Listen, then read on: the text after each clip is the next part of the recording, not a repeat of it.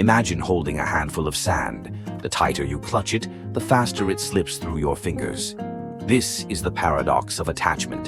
The more desperately we try to control and possess, the more we suffocate the very things we cherish. The ancient Stoics understood this fundamental truth about human nature better than anyone. Their philosophy offers us not cold detachment, but a profound path to freedom, a way to engage fully with life while releasing our destructive grip on outcomes, possessions, and even relationships. At its core, Stoicism teaches that suffering doesn't come from loss itself, but from our resistance to life's natural flow of change and impermanence. Marcus Aurelius, the philosopher king who ruled the Roman Empire at its peak, constantly reminded himself in his private writings, "You exist only in the present moment." This wasn't just poetic meditation, it was psychological training to loosen attachment to past regrets and future anxieties. The Stoics practiced what we might now call negative visualization, consciously imagining the loss of what they valued most. Seneca would reflect on losing his wealth, his status, even his loved ones. Far from being morbid, this exercise served two transformative purposes. It prepared the mind to accept inevitable losses with grace, and, more importantly, it awakened deeper appreciation for what we have right now. Modern psychology confirms this wisdom. Studies show that people who regularly contemplate impermanence experience greater gratitude and emotional resilience. The Stoic approach to attachment revolves around a radical yet liberating distinction: the difference between love and clinging. Epictetus, who began life as a slave, put it bluntly, "When you kiss your child, whisper to yourself, 'Tomorrow you may die.'" At first glance, this seems harsh, but its wisdom is profound. The Stoics weren't advocating emotional coldness, they were teaching us to love more deeply by releasing the illusion of permanence. Think of the last time you truly savored a moment. Chances are it was precisely because you sensed its fleeting nature. The setting sun moves us because we know it won't last. Childhood delights us because we recognize its temporary magic. This is the Stoic secret. Attachment weakens experience while conscious impermanence intensifies it. Our modern world is built on attachments to material possessions, to rigid identities, to fixed expectations about how life should unfold. The Stoics would see this as the root of our epidemic of anxiety and dissatisfaction. Seneca observed that wealth is the slave of the wise but the master of the fool. Not because possessions are bad, but because our dependence on them for happiness makes us fragile.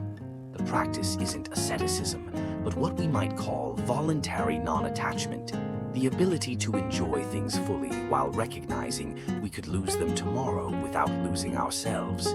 This explains why Stoic exercises included periodically wearing rough clothes, eating simple meals, or sleeping on the floor, not as punishment, but as immunization against the fear of loss. Relationships present the greatest test of our ability to let go wisely. The Stoic approach here is neither possessive clinging nor indifferent detachment, but what psychologist Erich Fromm later called love without chains. Imagine two ways to hold a bird. Clutch it tightly in fear it might fly away, or open your hands so it may stay freely. The paradox. The gripped bird struggles to escape, while the one held lightly may choose to remain. This is the essence of Stoic relationship wisdom. We don't own people, we experience them. Epictetus advised, in relationships, behave as you would at a banquet. Take what is offered politely, but don't demand what isn't. When we release our demands that others behave exactly as we wish, we create space for authentic connection. The workplace provides another arena for practicing Stoic non-attachment. How many of us chain our self-worth to promotions, recognition, or particular career trajectories? The Stoics would advise us to focus entirely on our effort and integrity, the parts within our control, while letting go of specific outcomes. Marcus Aurelius, despite his immense power, wrote, "Alexander the Great and his stable boy were leveled by death. Either they were taken up into the same creative principle or scattered alike into atoms." This wasn't nihilism, it was perspective. When we realize all worldly achievements are temporary, we're free to pursue excellence for its own sake, rather than as validation. Letting go of rigid self-concepts may be the most liberating Stoic practice. We suffer when reality conflicts with our attachments to being the successful one, the always right one, or the victim. Epictetus taught, first say to yourself what you would be, then do what you have to do. There's profound freedom in releasing fixed identities and embracing our fluid, evolving nature. Modern cognitive therapy echoes this in its work with self-concept flexibility, the healthier ability to adapt our self-image to circumstances. The Stoic art of letting go ultimately leads us to what they called amor fati, the love of fate. This isn't passive resignation, but active cooperation with reality. Imagine life as a river. We can exhaust ourselves fighting the current, or we can learn to navigate its flow with skill and acceptance. Marcus Aurelius wrote, "The obstacle becomes the way," meaning every apparent loss or challenge contains the seeds of growth if we have the wisdom to see it. Modern research on post-traumatic growth confirms this ancient insight.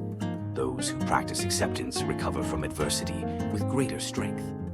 Practical Stoic exercises for letting go include the nightly review, examining where we clung too tightly each day; voluntary discomfort, temporarily giving up comforts to prove we don't need them; and the premeditation of losses, mentally rehearsing how we'd handle life's inevitable changes.